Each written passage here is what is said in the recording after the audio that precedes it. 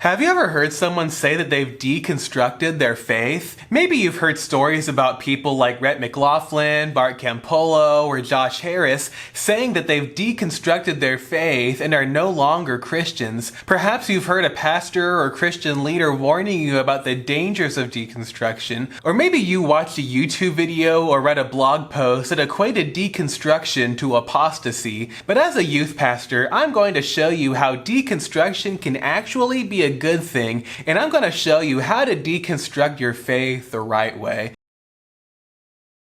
So to begin, what is deconstruction? It is a disassembling and tearing down of beliefs that were once held. And as a Christian, this may sound like a bad thing because you hate to see people stop believing in Jesus or going to church. And often when a person has announced that they've deconstructed, it means that they no longer hold Christian beliefs. But deconstruction doesn't have to mean deconversion. And even Jesus helped people to deconstruct their faith. He said multiple times in the Sermon on the Mount, "Ye have heard that it was said," followed by, "But I say unto you," meaning that they had some false beliefs that Jesus was trying to correct. You can be a good Christian and yet still have a lot of wrong ideas that need to be addressed. And we're going to look at a person in the Bible whose faith was deconstructed, and it led to him stepping away from his false religion and legalism and stepping into a personal relationship with Jesus. In John 3, we find the story of a man named Nicodemus. Nicodemus was a Pharisee, which was a leader in the Jewish religion. Now the Pharisees for the most part rejected Jesus, but Nicodemus was more open-minded,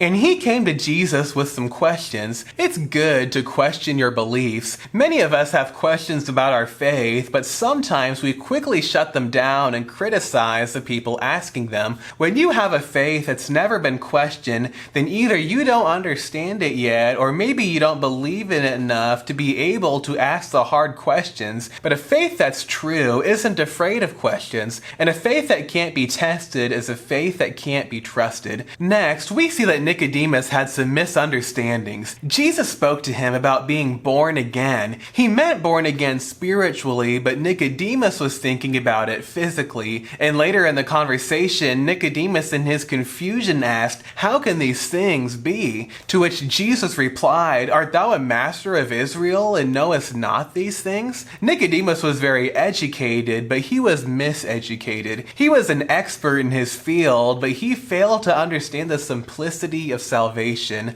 Deconstruction can be necessary because we don't always get it right. We may misunderstand the Bible, and we may have been taught the wrong things, and no one's right about everything. In order to come to the truth, we first have to get rid of the lies. If you wanted to remodel a building, you couldn't just add and build new things. You'd first need to do some demolition because you have to deconstruct before you reconstruct. In my faith journey, I've learned that it's often harder to unlearn something than it is to learn something. If you've attended a church for your whole life that taught one thing, it can be a really difficult process to stop believing it. Just like how if you're an adult trying to learn a new language, it'll be harder for you to learn it than it would be for a child learning it as their first language, because you've become so ingrained in your first language that you have to unlearn a lot of what you know. And in our faith, deconstruction can be a lot harder than reconstruction. Indoctrination is a very powerful thing, especially once you've believed it for so long. So when is it necessary to deconstruct your faith? Deconstruction is necessary when your beliefs are contrary to what the Bible teaches. Sometimes we've added legalism and tradition that goes against what the Word of God teaches. You may have been taught that baptism is required for salvation, or that every Christian must speak in tongues, or that you have to be a good person in order to earn God's love. And these theological errors are good reasons for a deconstruction, because for us to believe what the Bible says,